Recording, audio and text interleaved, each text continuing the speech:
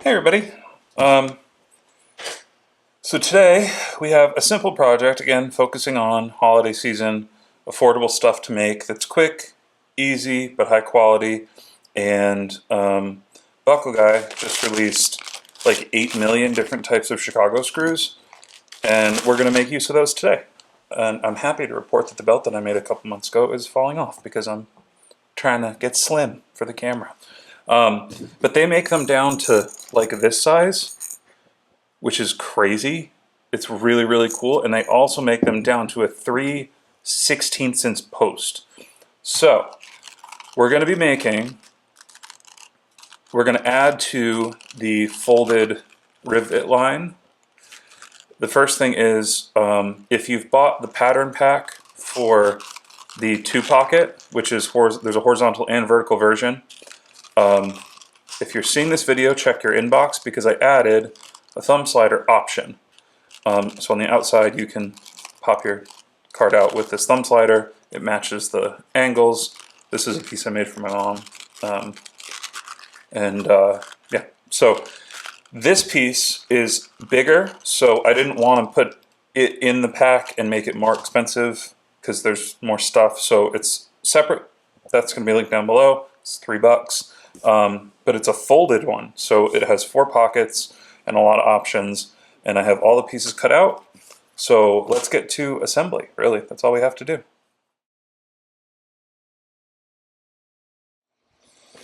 So here are our options as far as size is concerned.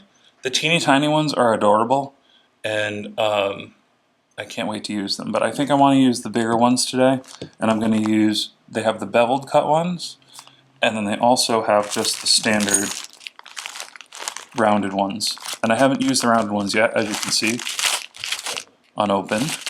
So we're going to use the rounded ones, and basically any size Chicago screw you could need, from 3/8 to 3/16.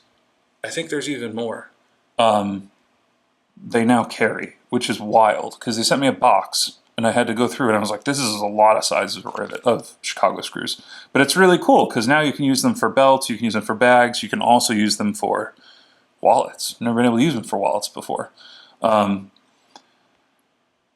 So that's what we're going to do. So we're going to take the round ones, we're going to make some washers, and I'm going to show you how to punch the holes. Someone, what's going on? Can I help you? What, can I help both? No, we're not. It's not. I have to film. Oh God, they're all coming. Hi. Hi. No. Out. Could you please just be quiet? I need like an hour. And then you can come play. Okay? Okay. As you can see, they've been taking their job very seriously. Shop managers, I'm never alone in the shop. But right now, they'd be all over the place. So I'm just going to cut this open. This is the 3/16 natural brass. I think I already said that. I'm using the rounded. And what we need is we need this size. I'm going to use a rotary punch, and I'm going to get as close as I can to the size of the shaft here. Let me see if you can. So pick a punch size that's basically the exact same size as your Chicago screw. Then they do make, and you see me have, a KS Blade makes one, a washer punch, but I figure not everyone has one, and these CS Osborne rotaries, I've had this was like the first really nice tool I've had. I've had it for 16 years now, and they're great. I've never replaced the punch, punches, because you can replace them. They stay sharp, so I'm going to use the biggest hole on this one, and then you just want to kind of center it, and then look around it. It's admittedly not the most efficient way to do it, but makes good washer. So there's our washer, and we need 3 more of those.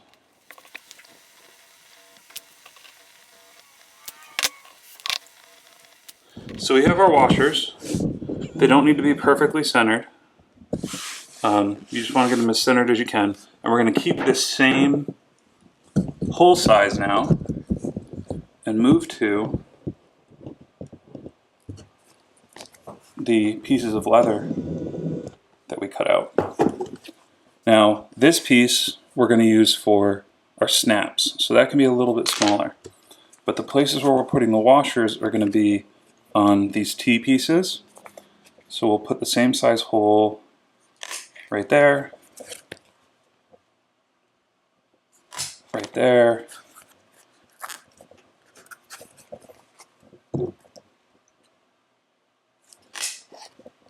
right there, and right here. And we'll do that on the same, we'll do the same thing on the other piece too. Now to check that everything's going to fit right, we're going to take one of our Chicago screws. We're going to first put it through a washer, then put it through the first half of our wallet, then fold it, wrap it around, put it through our second half. And what we want to see is a nice flush fit right there, so that when we screw in our bottom half, we don't have a lot of extra wiggle room. And we're going to use, I'm not going to in this video use super glue, but a drop of Loctite really helps, or a little drop of fingernail polish actually. Super glue is a little too intense for this because you want to be able to take it apart, but at the same time you don't want it falling apart. And I have that done on both of these. The next step is to punch. This is a 1.5 inch slot punch. Now this is what a 1.5 inch slot punch looks like. And if you don't have a 1.5 inch slot punch, what you can do is punch a hole at either end and just connect them with a craft blade like this, and you can cut out your slot. We do need a snap or a closure for this. I'm going to use the 18mm magnetic snaps. I'm still obsessed with them. I can't stop using them. I would go with 18 or 16 on these, just because it's a folded piece, so it's got a little more tension than just a flap. And these are basically, they're a magnetic closure that has a rivet back, so you don't have to do any lining or anything like that. They come apart. This is 18, so I'm not going to be able to get this on camera first try, I don't think. Oh, I did. There we go. And then that's just a protection film that you peel off after you install it. So this is how we're going to test to make sure that we have the right hole size. This should fit into the hole that we're going to use on our rotary punch, and it does. So we're going to go 1, 2. Then on our pattern you can see we also have one marked here. This is not going to be for a Chicago screw, it's going to be for this snap. So the way you get into that is through the hole, through the slot punch. And you might not be able to see it on camera, but I have it all marked out. We're going to use the smaller size punch. Now if you only have one size punch, no big deal. You can easily install these with the bigger hole punch. This is just the luxury of having multiple tools, and the rotary I always am a big proponent of because you get 6 tools in one. So the die set to install these is super simple. It's a 3-piece die. You have your top, which is the same for both, and then you have your innie and your outie, which corresponds with, they got stuck together again. You put the outie in the innie part, etc., etc. So the way that this goes together is we're going to slide this piece through our slot punch here, like that. Make sure it lines up. And you're going to want to, it's going to feel like it's not, like you punched too far away, but I promise you didn't.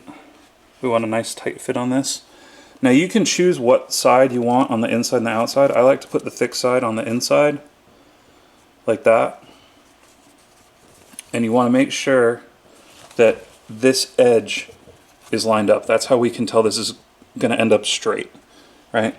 So let's take all this out. This press is so cool. Just pop that in. So I've put our top cap on here, and I have our innie. We're going to put it on our outie. That's it. And we set it. The only thing you want to do is make sure that these edges are basically level, and that'll make sure everything comes out straight. And that's it. So that part is set. We do the exact same thing on the other side by changing the die on the bottom so that the die is the innie and the part that we are installing is the outie. I'm going to go like that. We're going to put this through here. You see how it seems like it's too far? Make sure you stretch it all the way up. This is a kind of weird wallet in a sense that a lot of the tension comes from the cards you put in it and the hardware that's holding it in together.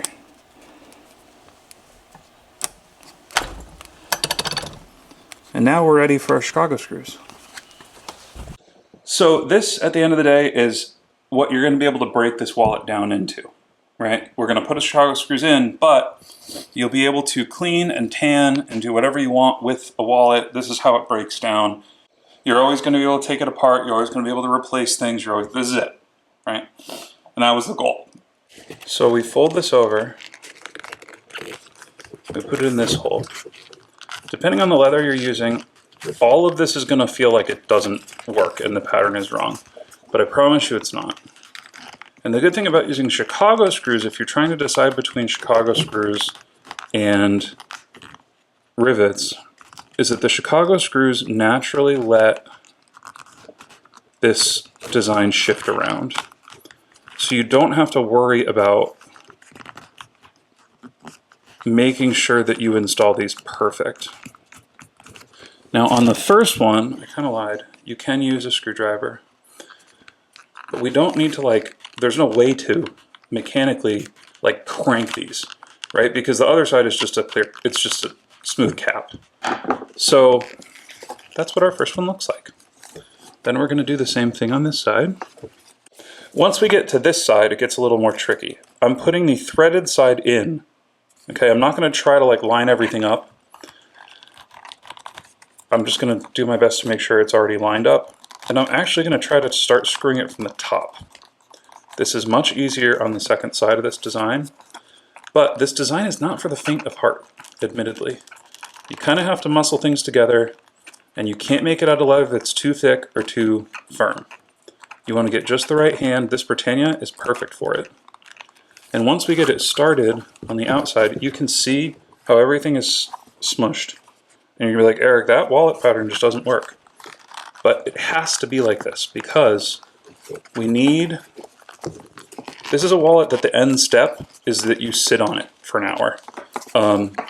We need this to be very tightly toleranced so that our cards don't fall out or anything we put in this outside pocket doesn't fall out.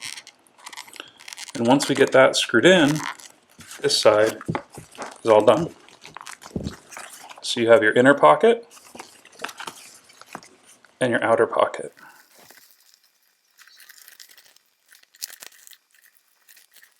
All right, here we go. We'll peel this guy off. And then what you're going to want to do is just kind of get everything lined up nice. And that's basically, you're giving the wallet a little massage here. But once you do that, there we go. So you have a nice folded wallet. It has 2 card pockets on the inside, 2 card pockets on the outside. They do fit folded currency. And your last step, this is why I say you might want to use just a simple snap or a glove snap or something in there, because that is a little bit thick. But I still like using them. This is what it looks like when you put the thumb slider in. You take a card, you put it in, and then it's not like a full thumb slider, but it's just enough to pop out. Super easy. I just realized because you can see how tight this has to be so that it doesn't fall out. That's a big problem that I have with a lot of folded wallet designs, is that they have open tops and the tolerances aren't good, or they don't have provisions to have a strap closure or anything. Then on the inside, everything fits nice and tightly. Let me see if I think I have a couple bucks in my pocket. So here's a couple dollar bills. Those fit in there just nice, which is why I made the pockets a little bit taller. I also made the pockets taller because I really like just having a spot to put cards where they're totally, completely covered and protected. So this is the natural version that I made that has the thumb slider on one side. You can of course put them on both sides if you would like. And this is the version that we just made that has no thumb slider, which is just as beautiful. It's just a little more simple. And combined with the single pocket version with the flap and the vertical version, which I gave it to my mom, so I don't have one with me. But you have a nice little collection here. You know, this is something that you can make 20 or 30 of in a day and sell them for an affordable price, and they look cool and they function really well, and you can get a good profit margin on them. And remember, you can also make this one, this is riveted, but you can also make this one exactly the same as this one with the Chicago screws if you want. So that's going to be it. Links to everything are in the description. I would highly suggest going and checking out the new Chicago screw selection from Buckleguy, because I think that like these little guys that I have to keep in this tiny little bowl that I made are going to be kind of a game changer for things that we can make, because they're small but they're removable. So it lets you kind of do things like this. I know these are the full-size ones, but where you don't really have to worry about everything lining up when you put it together, because you can just shift it all together in the end. And then it'll, as it breaks in, it allows this to rotate a little bit. And I know that would seem like a bad thing, but it's actually kind of, I'm finding it as I've been actually kind of test driving. I know it looks brand new because it is, but I used this one yesterday and it really, it's very comfortable. It's very, because everything can shift around, you can put whatever you want into. I mean, this will hold like 20 credit cards and like a stack of folded bills. It is a little bit, it's not for everybody, which is why, you know, it is offered as an option compared to the single pocket version.